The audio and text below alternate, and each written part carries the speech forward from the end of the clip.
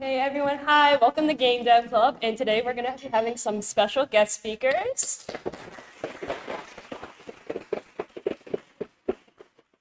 They're going to be talking about their games, but before we start on that, we have a couple of announcements. So can we switch slide? Oh, I don't know what I'm doing. This slide. Uh, Announcement. Yeah, we have announcements. So tomorrow we're going to have game day. We're going to be meeting up with other STEM clubs where they're going to be showing their games. We're going to be playing board games, console games, and we're just going to be it'll be a great chance to talk with other clubs and see what they're up to. And we also have the mid-semester showcase next week. So be sure to prepare your games and make sure they're like presentable for everyone to see. And for those of you who are interested, we might have a Halloween game jam sometime soon. So raise of hands, who's interested in participating in a Halloween game jam? Okay, cool. So would you guys be available October 29th? Would that be a good day for you? Raise your hand if that's a good day for you. Okay. What day is that? It's a Sunday. Would that be a good day? Raise your hands. And okay, a Saturday? Friday? More hands? Would you guys prefer an in-person game jam or an online? Online. Okay, raise of hands if you want it online. Raise of hands in person. Okay, there's more in person, I think. So we might have it in person. We'll think of a time for you guys. We're kind of in on the time for now, but yeah, we'll be having a game jam sometime soon this month. So yeah, that's all I have for announcements, and I'll give it to you guys for your guest speaker presentation.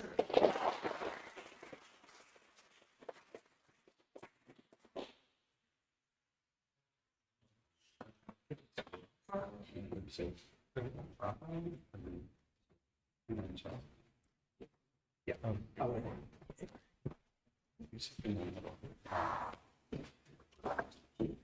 All right, so I'm not going to take a lot of your time because these are the people that you want to hear from, but each of these people has made a game and published it.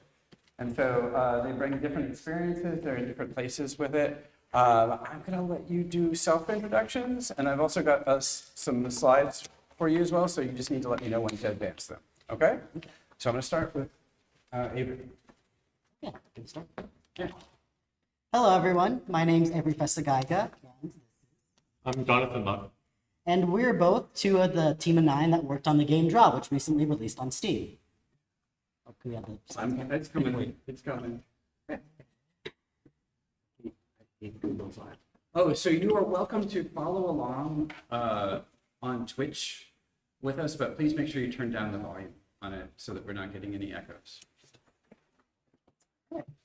And I guess on that, I just want to say again, thank you so much for inviting us to speak on this panel. It's really appreciated. And basically, to sum up, what is Draw? Draw is basically a 2D platformer / visual novel style game that we've been working on for the past 2 years and recently released a couple weeks ago. So basically, in short, it's basically an artistic journey of grief through a high school stick figure doodles in the style of like an old stick figure flash fighting game you might be familiar with in like the late 2000s. So with that, you get to draw into the game to solve different puzzles and avoid different scribble enemies. And thanks to the credit of our programmers, we're able to have 3 different object physics within the game, in addition to having dialogue and cutscenes with cool characters that are hand animated. And next slide. So in terms of publishing on Steam, there are a couple notes I wanted to note down. So there are a couple things in terms of when publishing on Steam you have to consider, such as if you want sole proprietorship or you want to publish as a company. And with publishing as a company, you have to consider all the different responsibilities and time and management you have to take on in order to form a company or just do sole proprietorship. In addition, you have to consider whether you want the game to be free or paid for. With it being paid for, we like money, but we also have to deal with income, taxes, contracts, stuff like that. Or we can just release it for free, as we have done to increase accessibility for our game. In addition, one of the most important things that really helped us along, having a playable, bug-tested, and play-tested game build. In fact, for us, we had at least 3 weeks up to a month before our official release, we had a finalized build. We just spent the rest of the time just playtesting our game, knocking out any bugs we needed, or adding any additional components we need to add to the game before release. Additionally, having at least 1 hour of gameplay is extremely helpful, whether it just be like a procedurally generated game that you can continue playing over and over again, or in terms of our game where it's just, you can also add achievements, as we are currently working on now. Also, adding some sound design and music would be extremely helpful, thanks to our composer Shane and our programmer Jonathan, who added the sound design. In addition to having a complete game loop, as you can kind of see on the slides here, have like a user interface, the settings, resolution, and audio that accommodates all players' preferences. And after you get approved on Steam, and as checking out the list of things to do, make sure you have all the proper graphical assets like screenshots and the trailer, having that is extremely helpful. And also, it's on the slides, but in terms of talking about our release on Steam, we were able to get funded personally by the Game Development Club to release on Steam. And as you know, we're all college students here, we have a limited budget. So being able to be funded for the $100 Steam fee to release our game, having it fully covered by the Game Development Club was extremely helpful to our release. And other things to prepare as well, prioritize team communication. Make sure to regularly check in with your teammates, make sure that everyone's on the same page of what they need to get done that week and such. And also on that note, make sure to prioritize tasks. Take care of the ones that take higher priority for the game to just be playable, and make sure to simplify your scope. Usually when it comes to things, it's going to take a lot more time to do stuff than you think it will. So make sure to allocate enough time for that. And on terms of that, also set reasonable deadlines. Make sure everyone's working at a pace that's reasonable. And as for our group, we usually set 3-week sprints. Just set a certain amount of goals and tasks you want to accomplish. Try to do that. And then check in after that to see how much we're able to do and not. And overall, main message for us as we work in the game, make sure to have a plan. That's pretty much the end. So did you choose the sole proprietorship or did you form a company? Oh, sorry, yeah, to clarify about that. We chose a sole proprietorship. Thank you, Avery. We're just going to go through and we're going to introduce all of the games. Yes, I think you're right, Christian. We should have thought.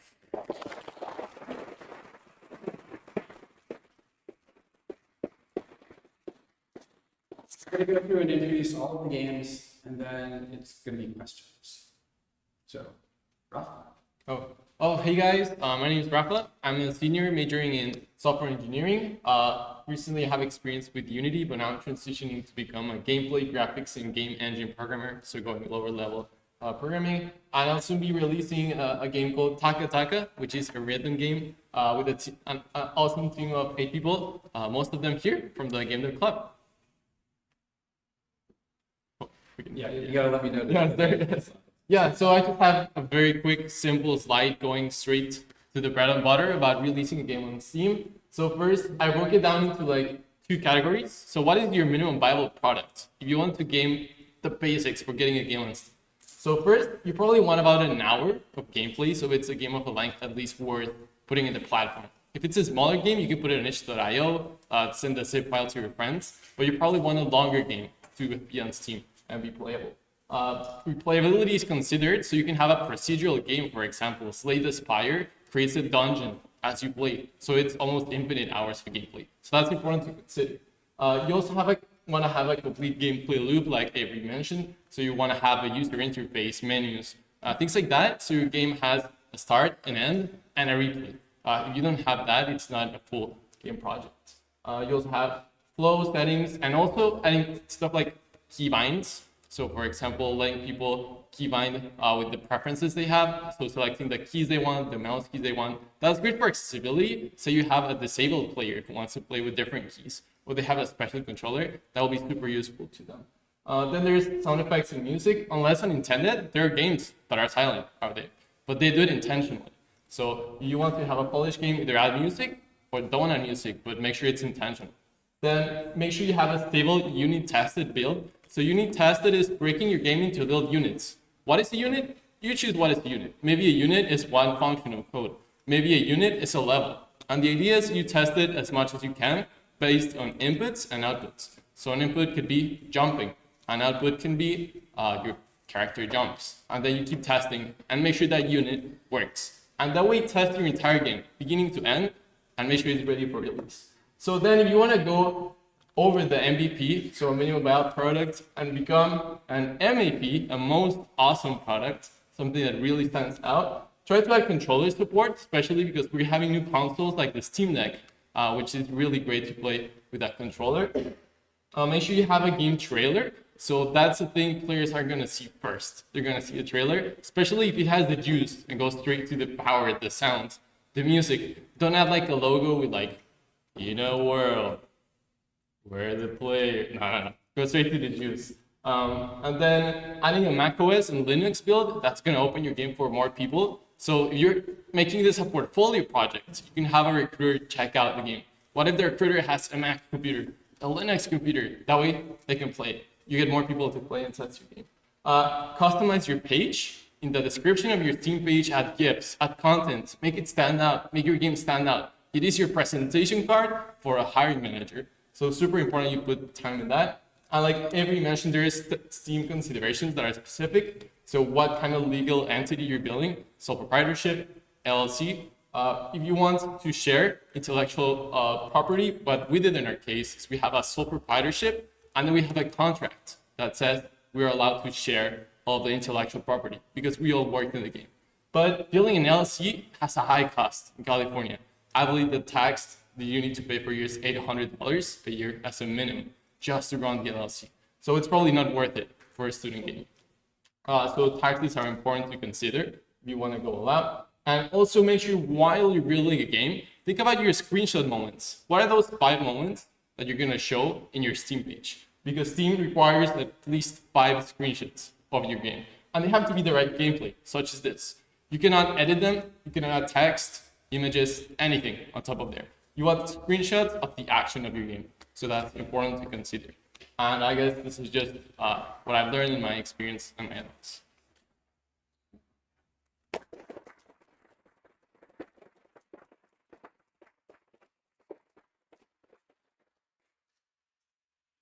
Cool. Hi everyone, I'm Yusuf, and I'm working on a game called Boba Quest. I went to San Jose State, or I graduated last year, and I've been working on Boba Quest for probably 3+ years. I started with like one person from university on my team, and then we kind of grew it into a much bigger team now. It's really hard to develop something, I think, when you are in school and you have a demanding major. Maybe you're also like working to sustain yourself. So don't put too much pressure on yourself to release. Like if there's an idea you're really passionate about, don't put too much pressure on yourself to like, oh, I have to release this now. It's much better to wait a little bit longer and release something you're really happy with. So if you're interested in the game, this QR code will pop up later, but essentially, Boba Quest is a game where you start your own boba cafe and you try to run other players out of business. It's cross-platform.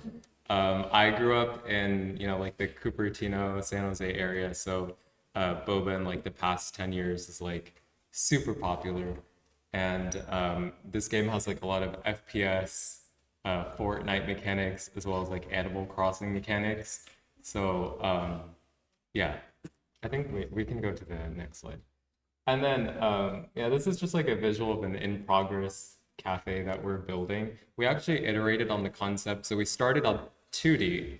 And then, so I believe that was like last year in spring, the game was all 2D. And then we were like, no, like we should definitely make the transfer to 3D. I knew very little about 3D. I was a comp sci major and a 2D graphic artist as well. I met somebody in the game dev club, you guys might know, Nate or Itachi on Discord, and he was actually our first 3D team member, and now we have like a much bigger 3D team now. It's evolved into something that looks like this. And then now I'm gonna just, wait, sorry. Next slide, sorry. Now I want to talk about the importance of finding the right team. So I knew what I was good at. And I knew that there was a lot I didn't know also. So amongst yourselves right now, you might have friends, or maybe you're a really good developer, but somebody sitting right next to you is a good animator or a really good graphic artist. Or maybe somebody in your math class really likes art, but they're just shy. So they didn't like go into games, but if you talk to them, they're super passionate about them. a lot of the people on our team actually that we started with weren't really even too sure about going into games, and now they're super passionate about it. So make sure you're asking, what communities are you in? Remember that people matter. What are you missing? What are the skills? Like, I didn't have somebody on 3D to help me transfer the game from being a 2D game to 3D game. So I looked for someone at the Game Dev Club who knew more about 3D. And then also, what do you know? Who do you know? Etc. So one major takeaway is don't underestimate community and finding like the right team members. It's going to be a long run if you're building a game. So the next thing I want to talk about, a lot of people don't think about this. Like, if you have a bigger idea and you are confident and maybe you built a game or two, and you're ready to build, like, let's say your dream game or a really big game, and you know the idea is going to be well, maybe you've tested the concept, done surveys. You might want to consider, even if you're a solo developer, using Kickstarter. There's tons of solo developers who maybe don't have enough to, like, maybe they don't even have $100 to put on their game on Steam. So you can even have a Kickstarter limit, which is, oh, sorry, I didn't even explain what Kickstarter was. Sorry. Kickstarter is a crowdfunding platform where people essentially pay for a product in advance. So people would maybe pay you for like DLC costumes in the game, or maybe just adding their name in the credits or exclusive wallpapers, etc. And you can set any amount you want. Be realistic with what you're asking for. But there are tons of people who are looking for ideas. I mean, I remember when I was in James's class, there was a game called it was like a potato shooting game. And I thought it was really cool. I mean, that might have been something that I would back on Kickstarter, even though it's like simple. So I definitely wouldn't underestimate, even if you have like an art project you want to work on, using a platform where you could find and build your own community on there as well. And I think the next slide is just, if you wanted to follow us on Kickstarter, you could take out your phone and go here, or you can, I'll just like give you guys a few seconds. And then we also have a slide showing you how to, it's like how you can join a Kickstarter. So it's super easy. All you have to do is make an account and hit follow. And we are publishing in slides as well. So. Cool. Is that it? Yep. All right.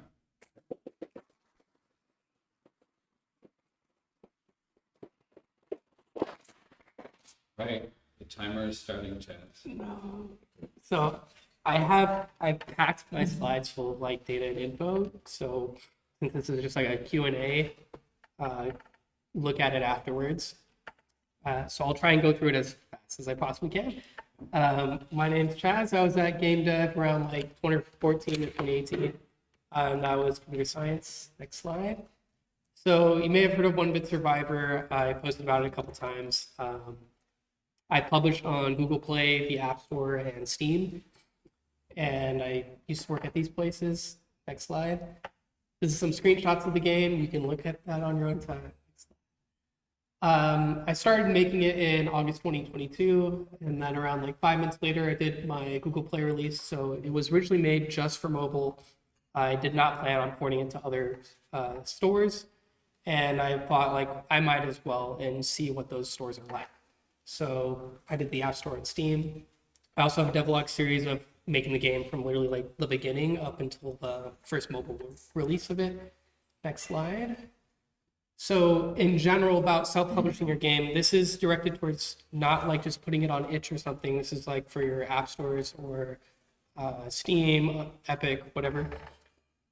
You gotta define your goal early on. Are you doing it because you want to practice releasing it or learning about Steam APIs? Are you doing it because you want to pad your resume? Are you doing it because you want to make money? Are you doing it because you want players? Just pick one of those things and then lower your expectations of what you want to get out of that. As an example, the median Steam game makes less than $1,000, and that's with games that make less than 100 pulled out of that figure. So most games are making less than $100. And then when you achieve your goals, don't move the goalpost. Like that happened to me. Like I was like, oh, I'll be happy if I get 1,000 downloads on this game. And I was like, oh, now I want 5,000, now I want 10,000. And then I'm like, now I'm upset that I'm not getting 100,000 when it's like, I just wanted to do 1,000 when I first made it. So be happy when you achieve something. Next slide. So my goals were to get as many downloads as possible. I wanted it for my resume, and I wanted to experiment with all the storefronts. I went free on mobile, paid on Steam, and I had ads in the game. I also had an in-app purchase to remove the ads. Next slide. So here's your snapshot of what Google Play is like for anybody thinking about mobile. It's $25 per account for your entire life. It's the cheapest one to publish on by far. They take 30% of all your sales. I might not cover all of these just to get through it quickly, but in general, the Cliff Notes is that like it's a really great one for your first casual game, and you just want to get something out there, especially because Android is like the requirements are really lax. Next slide. And the problem with Play Store is because it's so relaxed, there's more like thousands of games every day come out on it. So you are very likely to have pretty much no one play your game, unfortunately, unless you pay for ads. And that is what I did. I paid $1,000 to test it out. I had that big bump when it first came out. Obviously, I've already graduated, so I have some money for my job to try this out.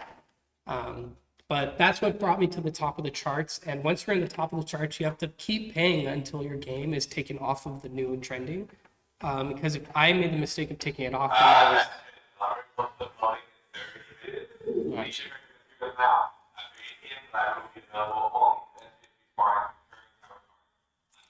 What hard part doesn't work?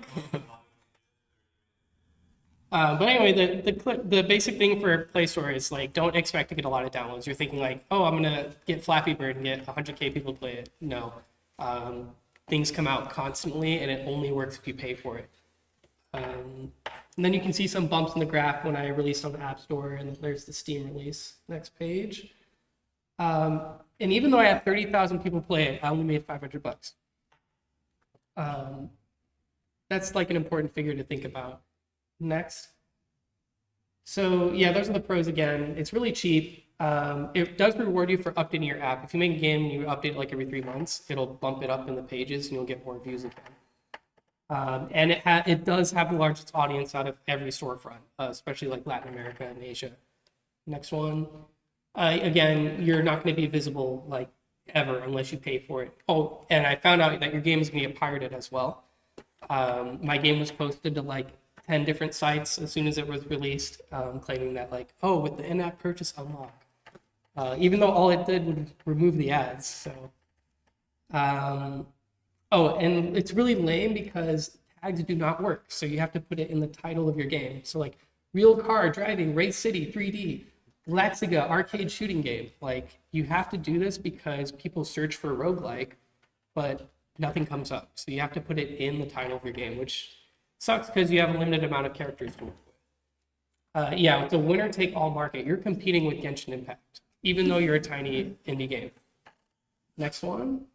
So here's an example where I'm losing out to Play for Granny Grandpa Part 4. People release games constantly, and there's an amazing talk about this called like 1,000 slot machines walk into a bar. It's a GDC talk that I highly recommend. Next slide. Starting on the App Store. The App Store is actually pretty expensive. It's $100 per year per account. The same thing, 30% of all sales. They review your app pretty well. The difference here is that the App Store does curate you if you have a good game, whereas like Play Store, it's all about the highest bidder. The App Store has a chance to feature you. Like they actually look at your game, and they can determine if they want to show it to people. Next slide. These are some of the requirements. Here's basically the con of the App Store is that they have really weird requirements. You have to like, they're really strict on privacy. And that's what happened to me, which you'll see soon. What's cool is they have no copycat ideas. So there's nobody going to steal your APK and re-upload it. And then you have to fight with Google to take it down. That's not going to happen. Next slide. So here's an example. I got knocked with all of these privacy restrictions because I use Unity ads. Like here's an example review. Looks like a decent game, but definitely a hard no with all that privacy stuff. Don't use Unity ads. It sucks, and you'll see why. Next slide. So here I actually spent 0 on advertising, and the App Store featured me in the best new games category, which I was not expecting at all. And that's where all my downloads came from. So awesome App Store. Next slide.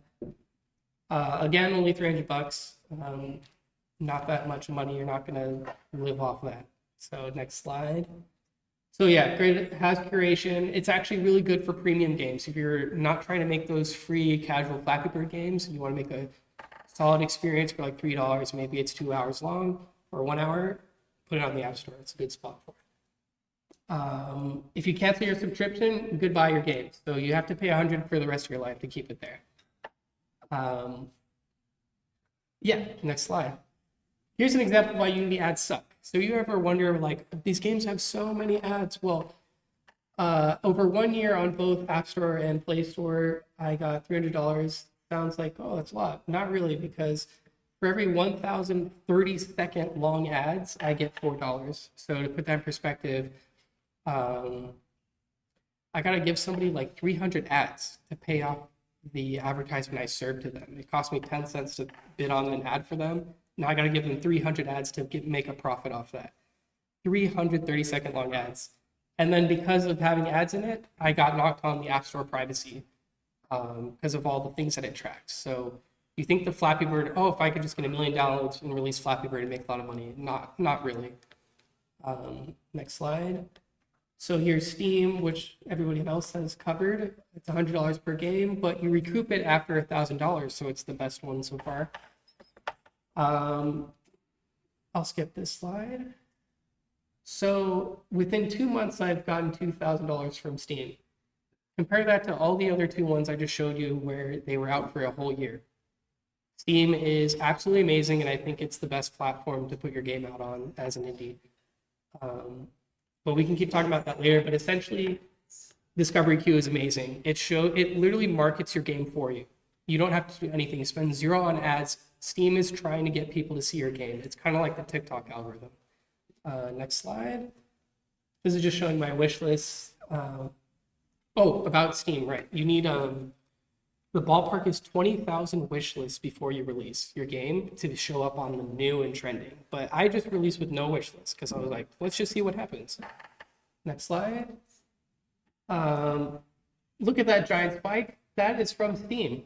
That is not me. It's not from the outside. It's not from streamers. It's not from like YouTube. That's just Steam showing it to people who use Steam to say, hey, are you interested in this game? And then it keeps showing it to people if more people keep clicking on it or buying it. Next slide. And again, just showing that Discovery Queue is amazing. It's literally, honestly, like, I feel like it's like a golden age of Steam right now. If you release on Steam, you have a chance to be successful. And that's pretty much all the next slides. You go through it. Yeah, this is the part you can spam through. I just had explanations for what all these mean, but you can look at that on your own. Another key thing is that Steam, I wouldn't say it's competitive. It depends on your genre, but like on Play Store and App Store, you're competing with Genshin Impact and Hearthstone. On Steam, you're not competing with anybody. It's just about if people want to buy your game. Like in my example, I made a horror game. Horror game players, they just want to buy more horror games. They're not just playing only one game over and over and over. You're competing with Apex if you try to make a battle royale. But if you're making a little indie game, like you have a high chance to succeed. And you have a ton of festivals to participate in. That's free wish list, free money, free demos. Like they do so much for you. And their tagging system is great. I don't need to put shooter in the name of my game. Next slide. Cons, generally not many cons. You can read that on your own. You can look at this on your own, but this is just showing you that the genre, how hard it is to get sales depends on your genre with Steam. So like battle royale games don't make money, or like 2D platformer games don't make money. But this is if your goal is to make money. If it's not, then don't even worry about that. And these are the numbers you can look on your own. This is comparing them all.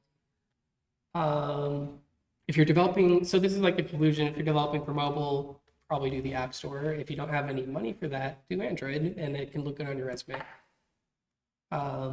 PC, make your Steam page as soon as you decide to commit to your project, because there's no reason to wait. even if your Steam page looks ugly, like who cares? You're going to be gaining wish lists that entire time, and the more wish lists you have, the better. So don't even worry about like, oh, but I don't have like a good trailer. Do one with no trailer. Just get it out there. And those are the QR codes for the talk and my game. You can check that out later.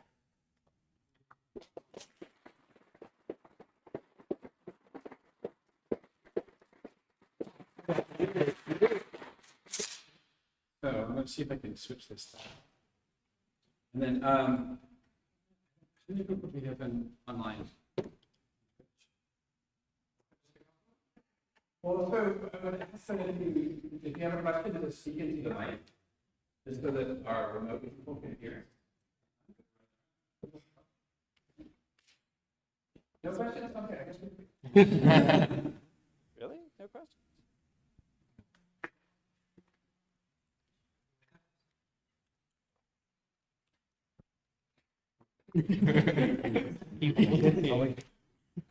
For One Bit Survivor, did you work on it by yourself or with a team? Yeah, I didn't mention, I was a solo dev. Oh, so you made the art as well? Yeah.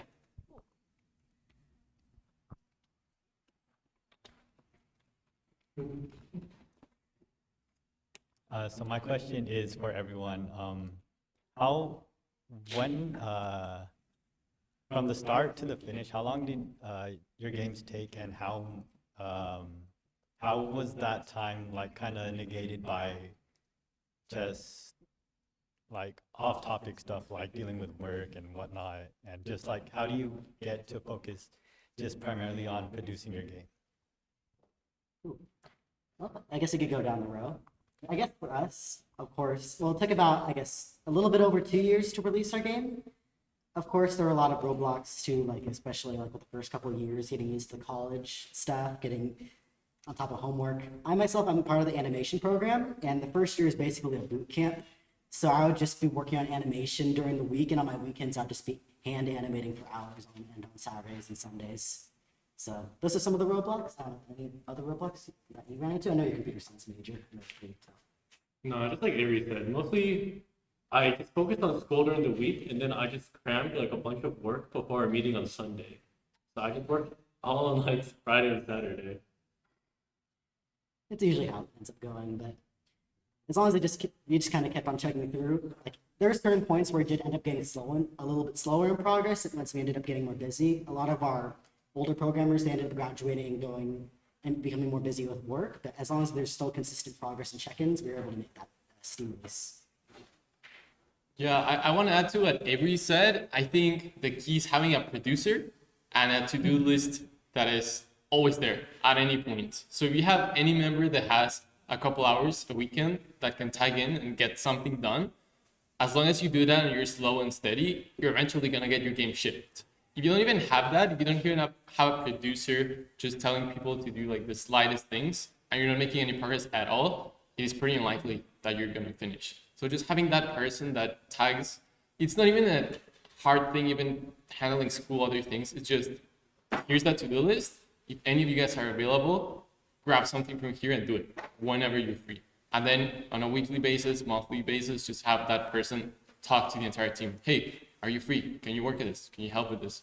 Just having a person that is, I want to say a nanny, but someone that is actually assigning things to do, that you at least make slow but steady progress. It's huge. I think they both gave great answers. I would say the same thing, especially as like it started with, for my game personally, as an idea while I was in college. So I was a CS major, so that means tons of classes and lots of time and lots of other projects. So you just do as much as you can on the weekend, but I think, yeah, just be consistent. And then afterwards, I mean, now it's like my full-time job, so I don't have that issue anymore, I guess. Yeah, so for One Bit Survivor, it'd be unfair to talk about it because that was after like 6 years of making prototypes in Unity, and like I got a lot of experience because I committed for 1 year to make my dream game, and then I actually stopped working on it because the scope was so big. I'm like, it's never going to release.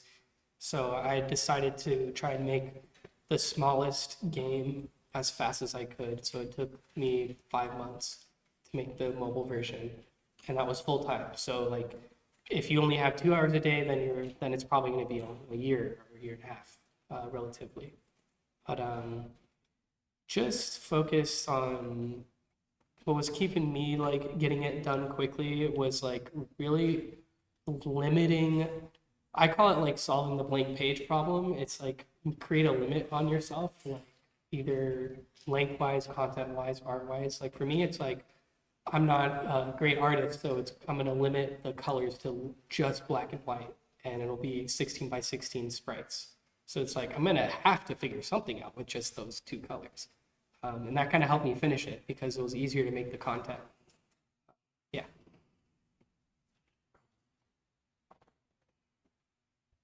Any questions? Yes.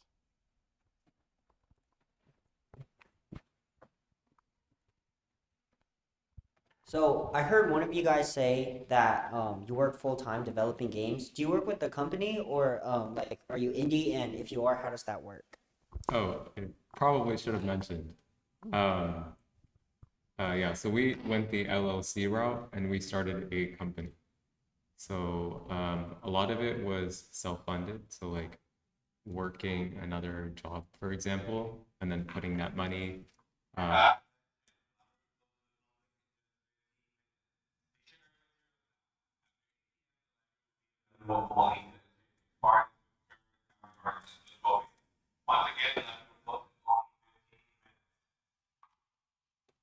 Okay, yeah. So actually, one thing I want to mention with that question is if you've ever heard of like gaming VCs or VCs in general, you can pitch your idea to like a venture capitalist if you really think you have a strong game idea and you feel like you're ready to take it on. You're really good at college presentations. I am not. You probably would be really good at that. And that's another way to get your game funded. So that was actually one of the ways that we started up when I did go full time. I don't pay myself anything though. I live at home, so I'm thankful not to have a lot of expenses. But that is another real way. I mean, I worked my first like tech job at a startup, and the startup owner, she had like 3 or 4 startups just in high school. So this is like a high schooler who did that, and she would go and pitch, and she actually was successful. So I think it's a really realistic possibility for you to go and try and find an investor also for your game idea. But like for some people, if it's just your hobby or you're just new into gaming in general, it's like I guess it's like a big commitment because you have somebody else's money on the line too, even if you only take like a small amount or something like that. So yeah. My full time, it was just I built up a lot of savings from my jobs, and I quit and then spent 6 months making it. So I don't recommend that though. So I've got a quick question here, and this is for everybody. What was the biggest challenge in setting up and publishing your first game? What was the biggest barrier to that? Oh, well, you guys on the left, do you want to take this first since we took it first last time? I think like the one that I struggled with, it's more like technical for me because I wanted to include things for that platform that was specific to that platform. So it was like the Google Play leaderboards, Google Play achievements, and then the App Store Game Center, and the Steam leaderboards and the Steam achievements. So it was more like, for me, it was more technical that I was struggling with because I'm not a Mac user, and so I hated doing that. It was because my brother's wife was like, I want to play it, and I have an iPhone. All my family have iPhones. So like, I'll give you a hand-me-down MacBook if you port it. So that was the hardest part, was the MacBook port for me. Yeah, honestly, the technical challenge is pretty hard. Like figuring out how to make your game multiplayer, or for example, a very concrete example is like if you're making games in Unity that are all like 2D, like 2D platformers, and then suddenly like you want to jump to 3D, there's like a big learning curve. So yeah. For our team, at least, it wasn't the technicals. I feel like that's something you can figure out if you just pour the time into it.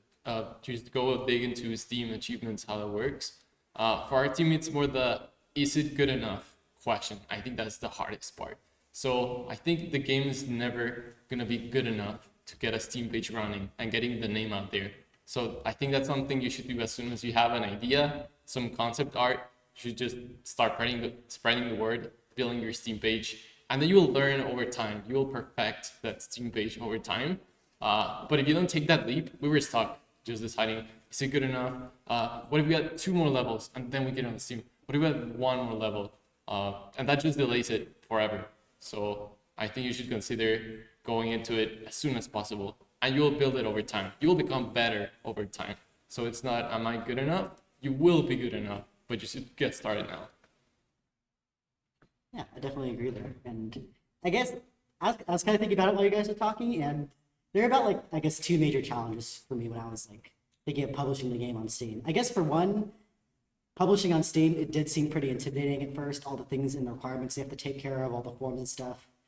But once you're able to make that leap into doing it, like as I mentioned before, it becomes easier than you think, at least. There's more things you have to take care of and watch for, but Steam pretty much guides you through the process at least. And there's plenty of people around to help you if you need it in the Game Dev Club. And additionally, another thing that was kind of touched on before, at least, is just like, well, I guess one thing is like knowing like when it's enough as well, like, you know, like be satisfied with not publishing for the game, but also knowing like, oh yeah, being able to be time efficient with like working through the game. Because a lot of people, especially our group, we are approaching this not really knowing much about programming or art and stuff, so we kind of have to figure out stuff on the spot and figure out ways to make sure that we're not stuck in like game development like purgatory for like years and years. So being able to find a way to kind of streamline that process, being able to find ways to make it quicker, efficient, and easier on everyone involved. You all right? Yeah, I think for me, it was kind of, Dave touched on it, I don't know if you'll ever be fully satisfied with your game, because maybe you'll always have more ideas, more content you wanted to add, but being realistic, you only have a certain amount of time, you've got other things to do. So I had a lot of things, like a lot of concepts I wanted to add to the game, but as a programmer, you got to make sure that the stuff you already have, the ideas you're most comfortable with are already very solid, very well made, bug-free. And then set a good deadline, set a good scope, and just focus hard on reaching that and not trying to overstep yourself. Questions? Anyone?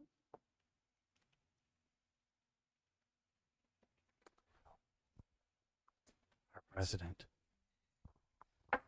This is coming from like personal experience with developing games, because sometimes some projects just like get canceled from like no time management, because it's kind of hard to find some time to develop your own game. So my question is how do you find like time management?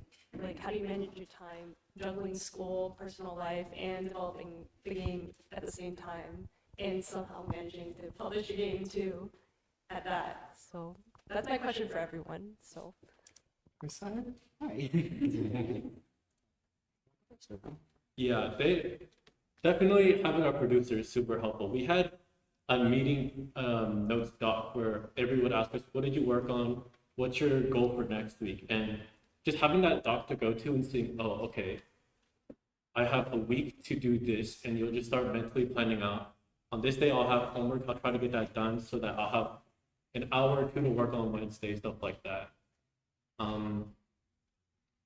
It helps if you're a night owl, because then if you're up at night and you randomly think of a problem, you stay up until 3 a.m. to work on it. Yeah, having good consistent meetings, having a goal every week of what you want to accomplish. It's okay if you don't meet it, but just have that goal.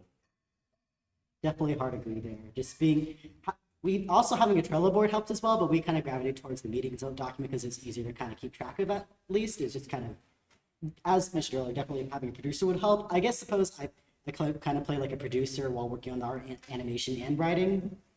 You can see how that workload can pile up pretty quickly. So I feel like having a producer would have helped us along there. And one of our lead programmers, Jalen, also helped out a lot with the process of being a producer.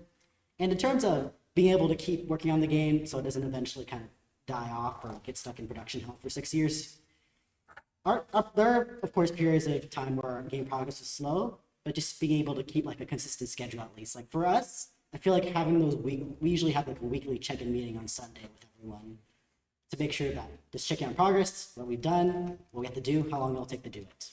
Just be able to keep those consistent meetings, keeping that consistency of the schedule helps you kind of stay on it, just like forming any other like habit or task you have to keep on doing. I don't know, that's what helps for me at least. I guess from my experience here in the club, and I've been here, like 3 years and building games even before that, the teams that I've noticed succeed the most are the ones that have at least one driver. So a driver is not a person directing, giving orders. It's a person that keeps the flame going in that team, ignites a passion in them. And that's something I've noticed in teams that are the most successful. It takes a team and a lot of skills and time to build a game, but it takes at least one consistent, dedicated person to keep that dream alive. Okay? False alarm? Messing with you. Okay. So yeah, if you have that person, there we go.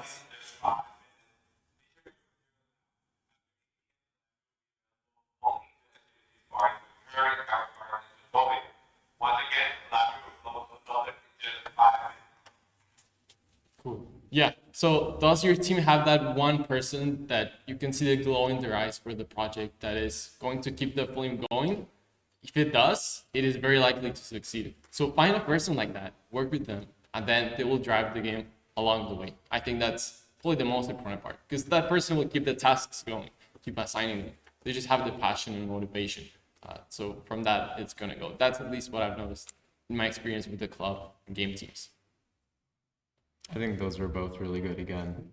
I would also just add to it, if you're finding like your portion of the work like really strenuous and difficult, I guess there's actually two things I would say. One is control what you can within yourself. You can only do the best you can, but I would try and rearrange your schedule. So I tried, like, for example, waking up at like 5 a.m.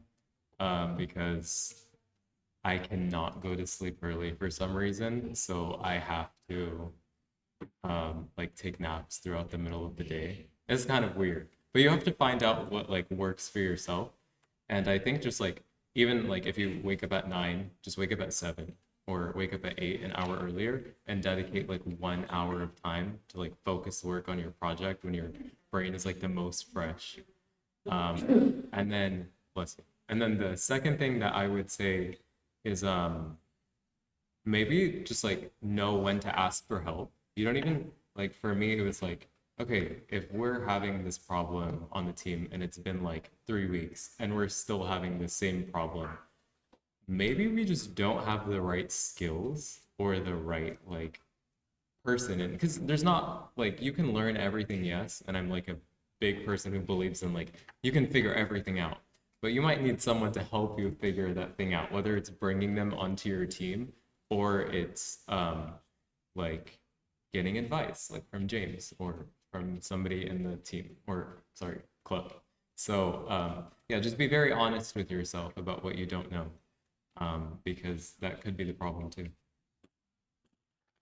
So for time management, adding +1 to Trello, obviously. I mean, you can use any sort of task tracking software. You could just be using Google Drive, but like you should be using something. You can't be using like just chatting to each other and asking if something's done. You'll forget it. We're all normal and have other obligations. The other advice I would give is like make smaller games. Like if you realistically only have like an hour or a couple hours a week, then you shouldn't be trying to build like World of Warcraft or something. Or everybody wants to make Skyrim with guns or whatever, but find a way to like trim the fat off your game idea. For 1-Bit Survivor, I was like, I'm gonna try and make a game where the only thing you can do is move and shoot. And if I ever have some type of interaction that isn't covered by that, then it's not in the game. Like that made it so much easier for me to finish it because it's like, oh, well, what if they could break walls?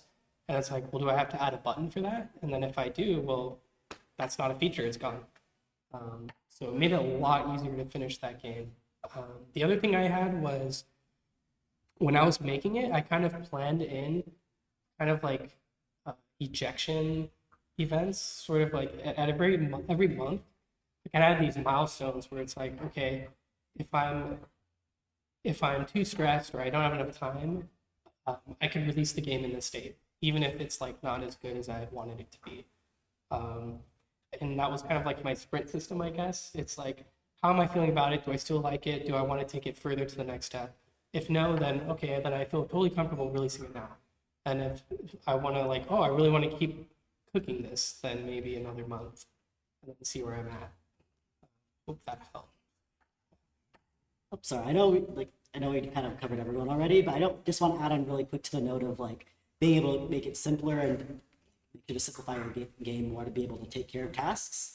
The way that Draw was set up definitely helped me for that because as a first year when I first started this game, I didn't really know too much about like art and animation.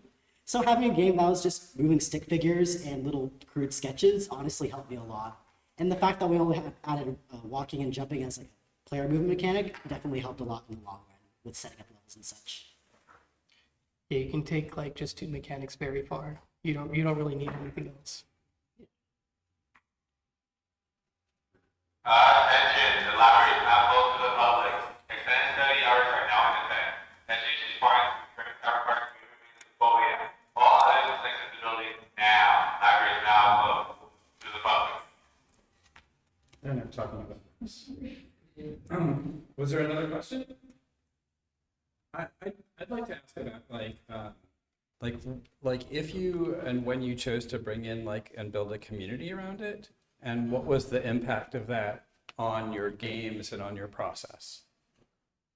It's a big question. Well, I guess it is this. I forgot that. I started a Discord for it, and I kind of regret it because it's only being used to pester me for updating it. So it's like if you're that type of dev that likes like a lot of interaction, then that's a great idea. But and I thought like I was kind of hitting check marks where I thought I had to start. Every game needs a community, but not really. So that was what I learned, is that I kind of wish I didn't start one. Because now it's like, when I first had it, people were just like, especially when I released it on Steam, you're going to get a ton of, if it's paid, you're going to get a ton of people asking you for keys and spam your email. And if they can get to your Discord and get to your personal Discord, then they're DMing you directly. So then I had to like put a block on that and be like, okay, you have to request to message me. So I personally don't recommend it, but Is the Steam forums, or is there any community that likes? Because Steam seemed to be really successful for you. I forgot about that. There's also a Steam community. I actually had one guy give me a negative review because I didn't reply to the time. He changed it to a recommended after I explained to him because they were struggling with the game because it's a very difficult game. I can't remember exactly what it was, but yeah, it was like he posted the community boards. It was like I'm having this issue. These games suck. But yeah, the Steam community, it's pretty inactive. There's only like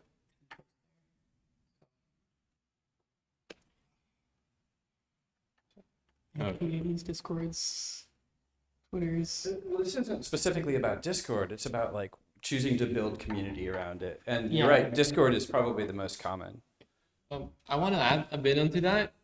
Build a small community of testers for your game that are masters of that genre. At least our game is a rhythm game. So we start contacting people that are great at arcade rhythm games. So those games where you swipe, people go crazy with the notes, things like that. And that not only led us to get great feedback for the game, it also starts building a community for those people who are your target audience, which is really good. So those arcade players, OSU players in our case, they give us great feedback. For example, they told us they wanted a score for the game because rhythm games are all about increasing your score and becoming better and earning these letter grades like triple S. And then not only that, they love to show it up. So they posted in social media, oh, I got a triple S on this level, no one's gonna beat me. So those are things you wouldn't learn about if you didn't talk to that target audience.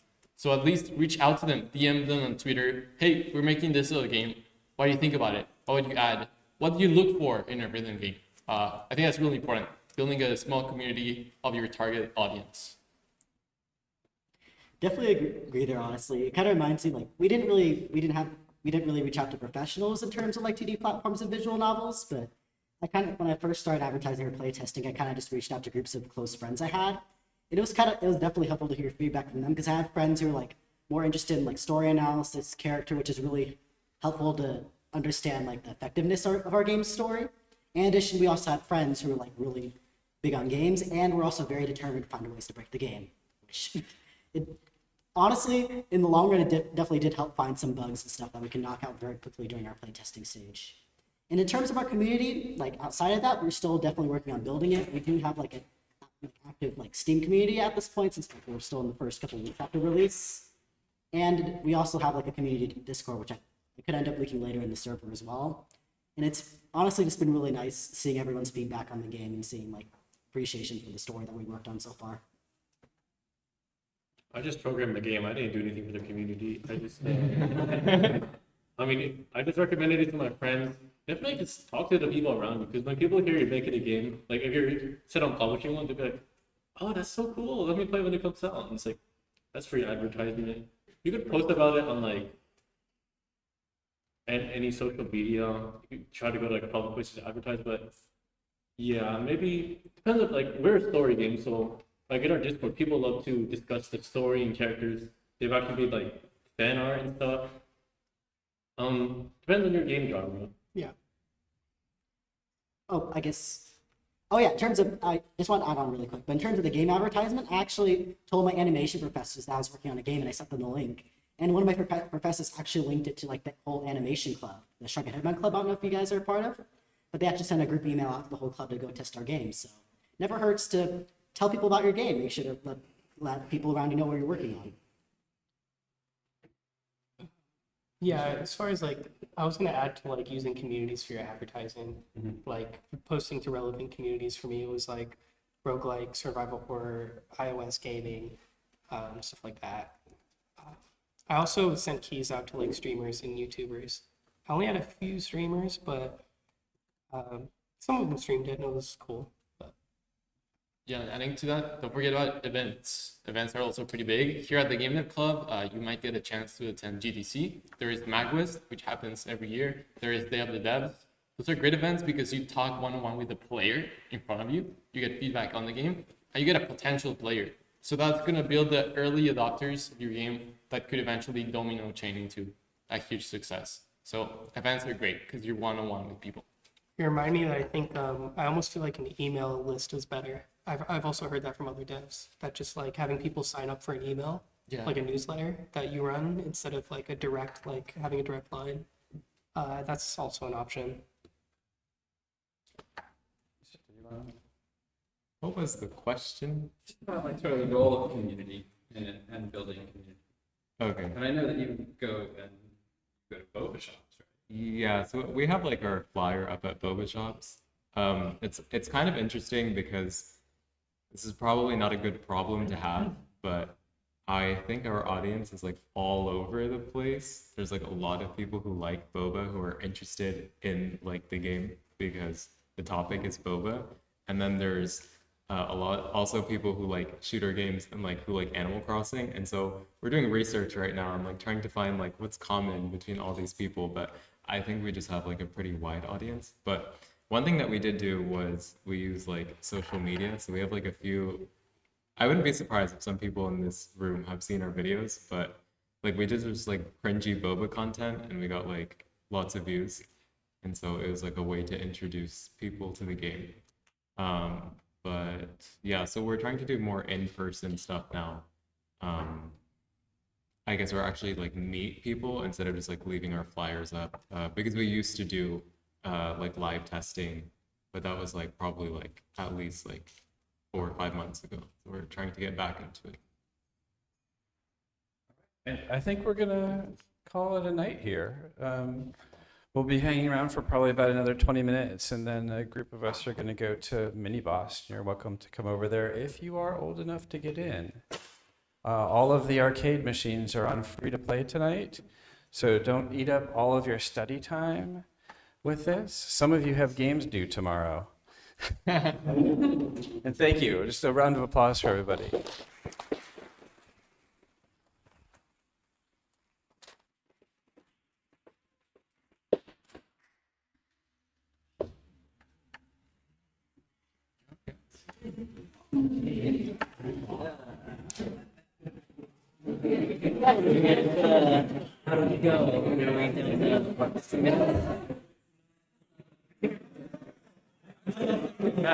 I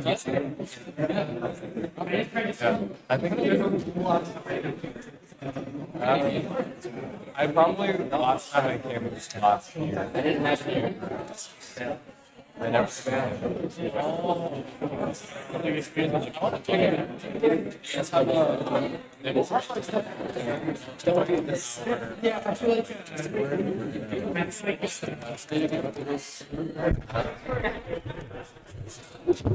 Bye guys. Bye bye. Bye bye.